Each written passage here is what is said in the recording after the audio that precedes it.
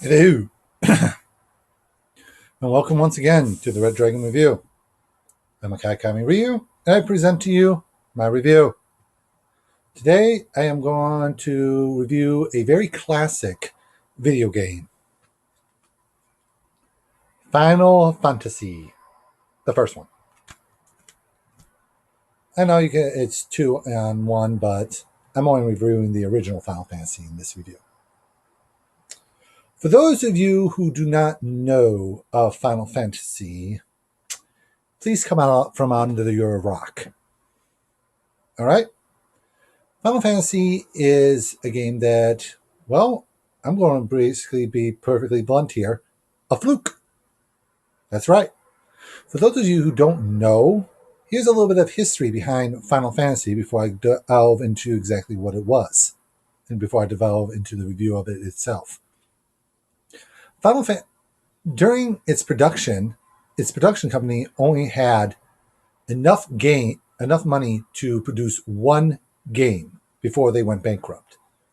So the creator, the composer, the art designer, all poured in all their effort to make one final game. And they called it, in English, Final Fantasy. That's how it's pronounced in Japanese. Bizarre, I know. But they were like, this is it. This is our last ditch effort. It skyrocketed sales. If you total up the number of sales since it initially came out and all various versions of it being purchased, like the PlayStation re-release, Origins, as well as the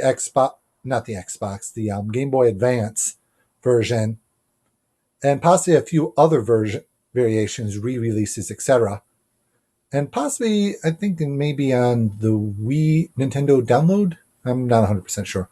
But if you total all those purchases together, to date, from when it was initially released, you will have the highest grossing game sales of all time. I am not kidding. This game is a testament to all those out there who think, oh, I shouldn't attempt anything. It's never going to work. You never know what's going to work. Try, and you'll be surprised. Now for the actual gameplay. Basically, you are playing as these. You have to choose a party. Well, how about I start over? Final Fantasy is based on the original Dungeons and Dragons RPG style format, where you have to form a party and complete an overall quest by crawling through dungeons to defeat bosses or gather items to overall save the world. All right? That's the premise of most RPGs or anyone who's played Dungeons and Dragons. All right? The basic play format is you have to pick a team of 4 from 6 possible classes. You have your fighter, your black mage, your red mage, your thief, your monk, and your white mage. All right? And you can pick more of any one class. So you can have a team of all fighters, all black mages, or the very popular ultimate test of devotion for white mages. Anyone who's played D&D knows the white mage's stats are somewhat of the worst outside of healing magic. But anyways, I digress. Once you select your team of 4, you find out that your party, I should say, that's the correct term, are the light warriors who are supposed to revive the crystals that are being contaminated by these dark spirits, which are basically killing off the world. You go through defeating each one of them, getting stronger. It's typical advancement storyline going through different areas. It is very simple gameplay. You fight, you level up, you gain levels.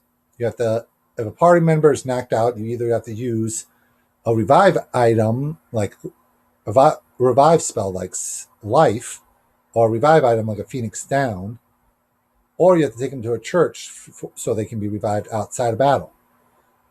Or you, and then you have to heal yourself by sleeping in an inn.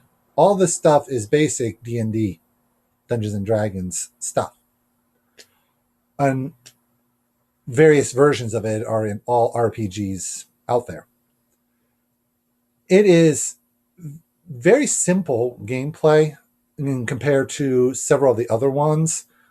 You have equipment, you have a couple of accessories, but you also have to you have to buy spells.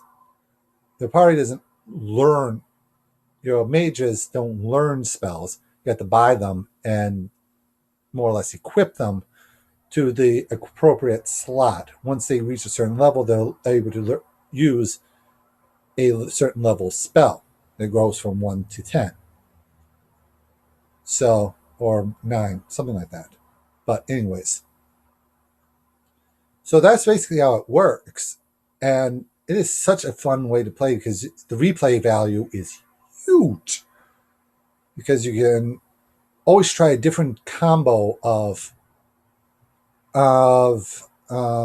team. You can have, my personal favorite is fighter, which is the knight, a red mage, which can use white and black magic, but I primarily have them use black.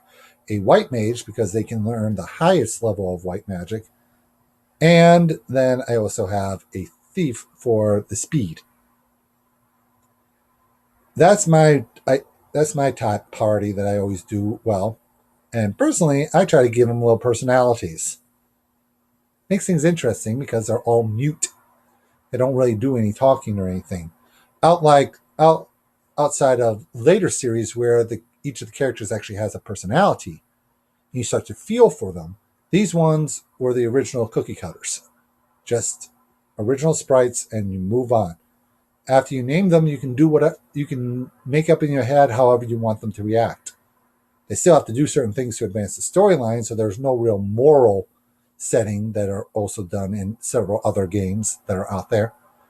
But still, as the very first, in my opinion, as the very first game to truly embody the term role-playing game or RPG, the original Final Fantasy is the best out there.